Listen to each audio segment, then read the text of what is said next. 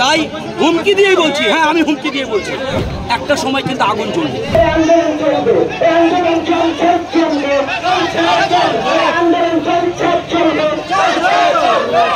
আজকে আমাদের জীবনে সত্যতার আলো বলায় আর আমাদের জীবনের প্রয়োজন বলেন সেটা হচ্ছে ইলেকট্রিক মতন গুরুত্বপূর্ণ জিনিস আমাদের জীবন থেকে দূরে সরে যাচ্ছে। দিনের পর দিন দেখতে পাচ্ছি যখন আমরা রাতে ঘুমোতে যাব ঠিক সেই মুহূর্তে ইলেকট্রিকটা পালিয়ে যাচ্ছে। আমাদের দুধের বাচ্চাগুলো ইলেকট্রিকের অভাবে ম্রিয়মাণ অবস্থা। আমাদের প্রত্যেকের বাড়িতে বয়স্ক বাবা মা আছে, আমাদের প্রত্যেকের বাড়িতে ইলেকট্রিক যে সরঞ্জাম আছে সেগুলো অত্যাবশ্যকীয়। সেই বিষয়গুলো ইলেকট্রিক ছাড়া কিন্তু কখনো চলে না।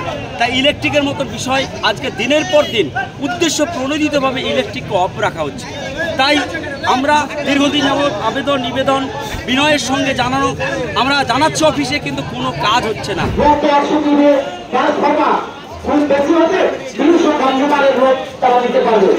নখানা 10খানা প্রাইমারি স্কুল, আনুমানিক প্রাইমারি থেকে শুরু করে আপ টু এইচএস পর্যন্ত প্রায় 8 থেকে 10,000 স্টুডেন্ট আছে। এবং সর্বোপরি বাড়ির যে কচিকাচি বাচ্চারা এবং আমাদের বৃদ্ধ বাবা মারা এই অতিরিক্ত হিটওয়েভে গোটা পৃথিবী জুড়ে যে প্রকৃতি আমাদের সঙ্গে যে কষ্ট দিচ্ছে আমাদেরকে, হিটওয়েভ চলছে, সেই হিটওয়েভ থেকে বাঁচার একমাত্র অবলম্বন সঠিকভাবে ইলেকট্রিক পরিষেবা। কিন্তু আমরা দীর্ঘদিন ধরে দেখছি এখানকার কাবিলপুরের বিশেষ করে সাহেবনগরের ইলেকট্রিক পরিষেবা সব সময়ের জন্য ব্যাহত থাকছে। এসএসসির সঙ্গে কি কথা হয়েছে? এসএসসির সঙ্গে আমরা বহুবার দেখা করেছি। আমরা এলাকার মানুষ স্মারকলিপি জমা দিয়েছি। উনি মিথ্যা প্রতিশ্রুতি দিচ্ছেন বারে বারে। আমরা এই ঈদুজ্জোহা উদযাপন হলো তার দিন 5 আগে আমরা এলাকার মানুষ গিয়েছিলাম, কারণ সেই দিনকে এই জনবহুল এলাকায় মানুষ বাইরে থেকে এসছে যারা পরিযায়ী শ্রমিক, এখানে সব সময়ের জন্য হাজারখানিক লোক উঠা বসা করে। আমরা রাত্রি 10টার সময় দেখলাম হঠাৎ করে বিদ্যুতের তার এই রাস্তায় কেটে পড়লো। সেদিন প্রায় শতাধিক মানুষের প্রাণহানির আশঙ্কা থাকতে পারে। আমাদের এই বাংলার বুকে মুসলিম অধ্যুষিত অঞ্চল যদি বলা যায় স্বাগতিকের ভিতরে একমাত্র কাবিলপুর, অথচ এই মুসলিম অধ্যুষিত অঞ্চলে মমতা বন্দ্যোপাধ্যায়ের আন্ডারে থাকা এই পশ্চিমবঙ্গের মুসলিম অধ্যুষিত অঞ্চল আজকে এরকম বিদ্যুৎ বিভ্রাটে পড়েছে। মাননীয় মুখ্যমন্ত্রীর কাছে আমরা দাবি জানাচ্ছি, মাননীয় মুখ্যমন্ত্রীর আমরা দৃষ্টি আকর্ষণ করছি যে আপনার এই এলাকা অবশ্যম্ভাবীভাবে আপনার এই এলাকা ইলেকট্রিকের যে বিভ্রাট হয়েছে সে বিভ্রাটে থেকে মুক্তি ঘটানোর ব্যবস্থা করুন।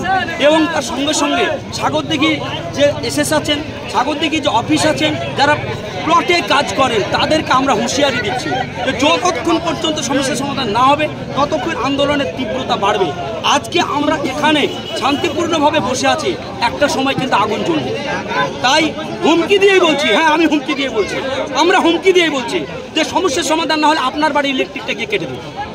কেমন লাগে আপনাকে বোঝাবো, আপনার বাড়ি ইলেকট্রিক গিয়ে কাটবো, আপনার বাড়ির সামনে ধর্ণা দেবো, আপনার বাড়ির সামনে ইলেকট্রিক কেটে গিয়ে কেমন লাগে, আপনার বাচ্চা আপনার বউ কেমন, আপনার বাড়ির ভিড় চলছে কিনা দেখবো। এই বিষয়গুলো কিন্তু আমরা স্টেপ নেব। তাই আন্দোলনকে বৃহত্তর হতে বাধ্য করবেন না, প্রত্যেককে বলছি আন্দোলনকে বৃহত্তর হতে বাধ্য করবেন না। আমরা অধিকার বুঝে নিতে এসেছি, সুতরাং হুঁশিয়ার দিয়ে বলছি আপনার আমাদের অধিকার যদি বুঝে নিতে আপনারা না দেন আপনারও অধিকারে আমরা হস্তক্ষেপ করতে বাধ্য হব। তাই দ্রুত সমস্যা সমাধান